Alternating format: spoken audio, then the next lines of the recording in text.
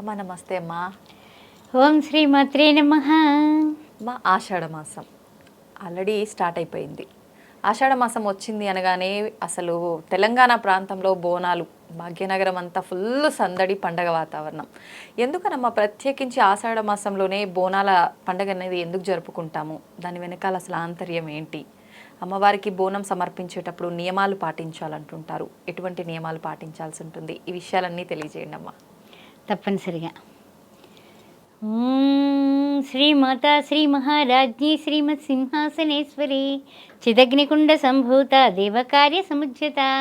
ఓం శ్రీ మాత్రే నమః.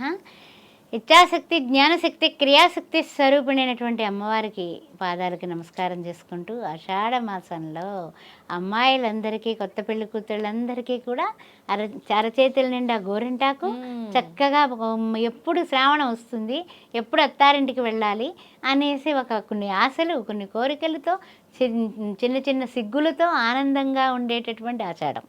మంచి వర్షపు జల్లులు, చక్కగా చిరు జల్లులు పడుతూ ఉంటాయి. ఇలాంటి ఆషాఢంలో బోనాలు ఎత్తుకుంటూ ఉంటారు. ఈ బోనాలకి మన తెలంగాణ సంస్కృతికి ఉన్నటువంటి అవినాభావ సంబంధం ఏమిటంటే, ఎప్పటికీ కూడా ఎవరు కాపాడుతారు అంటే ఆ యొక్క మాతృస్వరూపమైనటువంటి అమ్మవారే మనల్ని కాపాడుతూ ఉంది, ఆదిగా అనాదిగా కూడా. అందుకే మొట్టమొదటి గోల్కొండలో మనకి ఈ బోనం ఎత్తుతారు. ఎందువల్ల? గోల్కొండలో పరిపాలన జరిగింది కాబట్టి అక్కడ ముందు శక్తి దేవతని, అమ్మవారిని పూజిస్తారు. యా దేవి సర్వభూతేషు మాతృరూపేణ సంస్థిత నమస్తత్వే నమస్తత్వే నమస్తత్వే నమో నమః. ఆ అమ్మవారు మాతృ తల్లి రూపంలో ఆషాఢ మాసంలో అందరినీ కన్నటువంటి అమ్మల గన్న అమ్మ పెద్దమ్మగా మనకు వస్తుంది. మరి అలాంటి తల్లిని, అలాంటి అమ్మని మనం మరి ఏ విధంగా చేయాలి? ఆదివారం బోనం పెడుతున్నాము అనేసి మన వాళ్ళందరినీ, బంధువుల్ని, మిత్రుల్ని, తెలంగాణలో సంబరం అంటే సంబరం, అట్టు కాదు. ఇంకా చెప్పాలంటే కనుక ఆవిడకి ధార పోస్తారు. ఏమిటది? కళ్ళు ధార పోస్తారు. కళ్ళు సాంప్రదాయం ఉంది, ధార పోస్తారు. అదేవిధంగా వాళ్ళ యొక్క తినేటటువంటి వాళ్ళు మాంసాహారాన్ని తింటారు. అదేవిధంగా చెప్పాలంటే కనుక పూర్వకాలం అయితే అక్కడికి తీసుకొచ్చే అవన్నీ కూడా కట్ చేసి చేయించేవాళ్ళు. అవన్నీ కూడా చాలా వరకు తగ్గాయి కాబట్టి ఇళ్లల్లో ఏదో వండుకుని తింటూ ఉంటారు.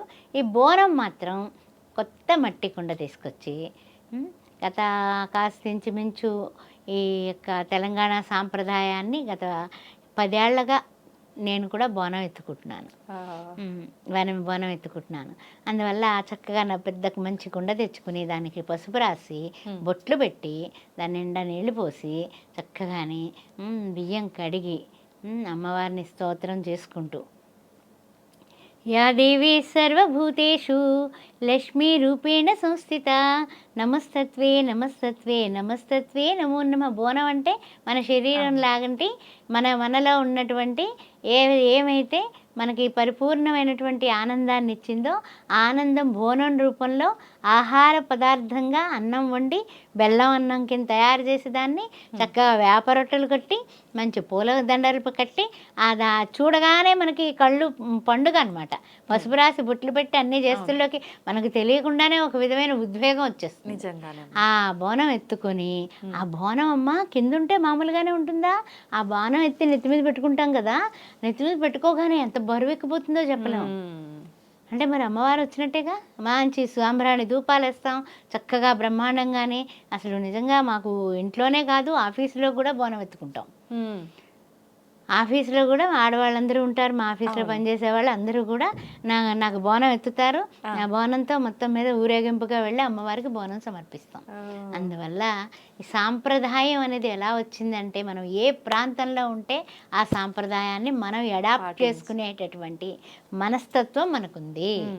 అందువల్ల తెలంగాణ ఆడబడుచా, ఆంధ్ర ఆడబడుచా ఇదేం అక్కర్లా. మనం యొక్క ఏ నేల మీద ఉంటే ఆ నేలకి, మనం నేల తల్లికి మనం పుట్టినటువంటి వాళ్ళమే. అంతే అమ్మా. ఒకటి. రెండు ఏంటంటే, బోనం ఎత్తుకుంటే ఏం జరుగుతుంది? సకల శుభాలు జరుగుతాయి. బోనం ఎత్తుకుంటే ఏం జరుగుతుంది? సకల సౌభాగ్యాలు మీ ఇంట్లో ఉంటాయి. అదేవిధంగా మీ పసుపు కుంకాలు బాగుంటాయి. మీ పిల్లా పాపలు వర్ధిల్లుతారు. అంతేకాకుండా ఏదైతే మీరు అనుకొని మీరు బోనం పెట్టుకున్నారో అనారోగ్య పరిస్థితుల్లో మీ చుట్టాలు ఎవరైనా ఉంటే కూడా వాళ్ళ పేరు మీద బోనం ఎత్తుకుంటే కరోనా టైంలో మా చుట్టాల అబ్బాయి పిన్నత్త గారు కొడుకు ఆయన చాలా క్రిటికల్ పరిస్థితిలో ఉన్నాడు. అట్లాంటి అబ్బాయి పేరు మీద నేను బోనం ఎత్తుకుంటే ఆ అబ్బాయి బ్రతికి చక్కగా హాయిగా ఈ రోజున పెళ్ళం పిల్లలతో ఆనందంగా ఉన్నాడు. అతను ఏంటంటే ఎక్కడో చిన్నత్త గారు కొడుకు. కానీ స్వయంగా ఎందుకు చెప్తున్నానంటే బోనంలో ప్రాణం ప్రతిష్ఠ చేసేటటువంటి తల్లి ఉంది. త్రయంబకం యజామహే సుగంధిం పుష్టివర్ధనం ఊర్వారుకమివ బంధనాత్ మృత్యో మృత్యేయమామృతాత్.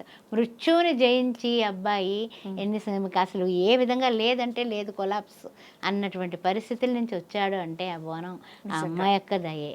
అందువల్ల గ్రామ దేవతలు, ఆ తర్వాత చెప్పాలంటే కనుక మన ఇంటి దేవతలు అందరూ కూడా ఇంట్లో మూల మాకు గౌరమ్మ ఉందండి అంటారు, కొంతమంది వనువులమ్మ ఉందండి అంటారు, కనకదుర్గమ్మ ఉందండి అంటారు, మా ఇంటి దేవత అండి అంటారు, పోలేరమ్మ అంటారు, మారమ్మ అంటారు, పోచమ్మ అంటారు, రేణుకా ఎల్లమ్మ అంటారు.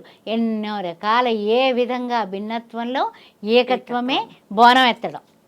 ఆ బోనం చక్కగా ప్రేమతో ఉండి ఇప్పుడు మన పొయ్యిలు లేవుగా, అందుకని గ్యాస్ పొయ్యిల మీదే గ్యాస్ పొయ్యిని కూడా దండం పెట్టుకుని గ్యాస్ పొయ్యికి బొట్టు పెట్టుకుని గ్యాస్ పొయ్యి మీదే వండుకొని ఆ బోనం పట్టుకెళ్ళి చక్కగా సమర్పించేసి చక్కగా మనం ఎప్పుడైతే ఆ దీపం పైన పెట్టుకుని ఎత్తుకున్నామో మనకి తెలియకుండానే మనకి శక్తి వచ్చేస్తుంది.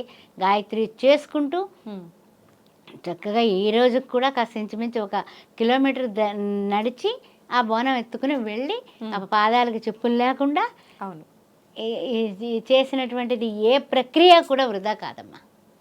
అంతటి అద్భుతమైనటువంటి బోనాలు అమ్మవారిని గాయత్రీ మాతను మీరు కనకదుర్గతో పూజించుకోండి, కనకదుర్గా మాతను పూజించండి.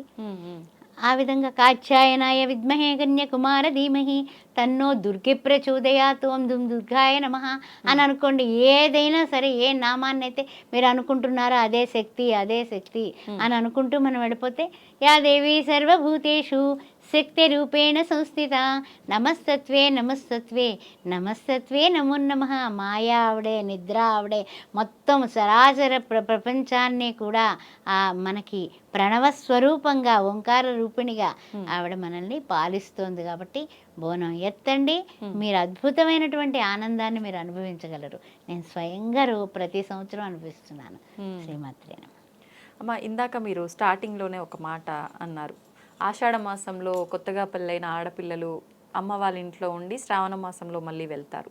నిజంగా ఈ ఆచారం ఎప్పటి నుంచి ఉందమ్మా? అత్తా కోడలు ఇద్దరు ఒక గడప దాటకూడదు అని చెప్పి కొత్తగా పెళ్ళైన ఆడపిల్లని అమ్మ వాళ్ళ ఇంటికి పంపించేస్తూ ఉంటారు. ఇదంతా ఎప్పటి నుంచి వచ్చిందమ్మా? అంటే పూర్వం ఏమైపోయేదంటేనమ్మా, పెళ్ళి జరిగిన తర్వాత ఆడపిల్లని మళ్ళీ ఇంటికి తెచ్చుకోవడానికి ఒక అవకాశం ఆషాఢమే. ఆడపిల్లని ఎవరి పిల్లని ఎవరు కూడా విధులు పెట్టుకోలేదు కదా. పూర్వం దూరాభారాలు ఉండేవి. ఇప్పుడులా ప్రయాణ సౌకర్యాలు ఏం లేవు, విమానాలు లేవు, రైళ్లు లేవు, కార్లు లేవు, ఏమీ లేవు. ఎక్కడో మొత్తం మీద ఏదో ఎడ్ల బండ్ల మీద ప్రయాణం చేసేవారు. అలాంటప్పుడు మళ్ళీ అత్తగారి ఇంటి దగ్గర నుంచి పిల్లని తెచ్చుకోవడానికి ఆషాఢం వస్తుంది. ఆడపిల్లని తెచ్చుకోవాలని ముందే ఆషాఢానికి 15 రోజుల ముందు ఆడపిల్లని తెచ్చుకుని ఆ పిల్లని మంచిగా ఎలా ఉండాలమ్మా, అలా ఉండాలమ్మా, అయ్యో ఈ కష్టం ఉందా, ఆ సుఖం ఉందా అని తల్లి పిల్లలు మాట్లాడుకుని చక్కగా సరి చేసుకుని శ్రావణ మాసంలో వాళ్ళు వచ్చి వీళ్ళేమో ఆషాఢ పెట్టి తీసుకొచ్చేవాళ్ళు. అంటే ఎక్కడికి వెళ్ళినా మనం తీపి పదార్థాలతోటే కదా వాళ్ళు తీసుకొచ్చుకునే వాళ్ళు. వీళ్ళేమో మళ్ళీ తీపి పదార్థాలు శ్రావణ పట్టి అని తీసుకెళ్లేవారు. అదేవిధంగా అప్పుడు తర్వాత కొంత కాలానికి ఈ లక్ష్మీ పూజలు కూడా బాగా వెలుగులాగా వరలక్ష్మి పూజని, మంగళగౌరి నోములని ఇలాగ వాళ్ళ యొక్క కుటుంబ సాంప్రదాయాలు, వాళ్ళ యొక్క వర్ణాలను బట్టి ఈ సాంప్రదాయాలన్నీ కూడా పెట్టుకోవడం జరిగింది.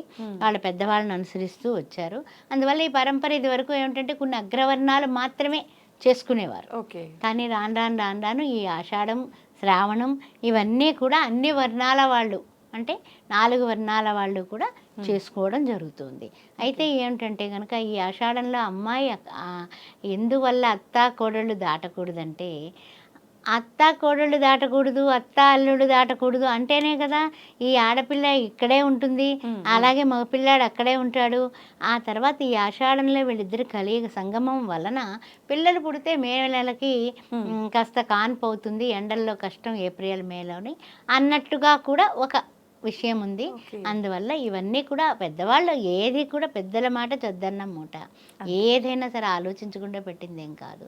అదేవిధంగా చక్కగా శరీరంలో ఉన్న ఉష్ణోగ్రత సమతుల్యత కావాలంటే గోరింటాకు వేసేవారు.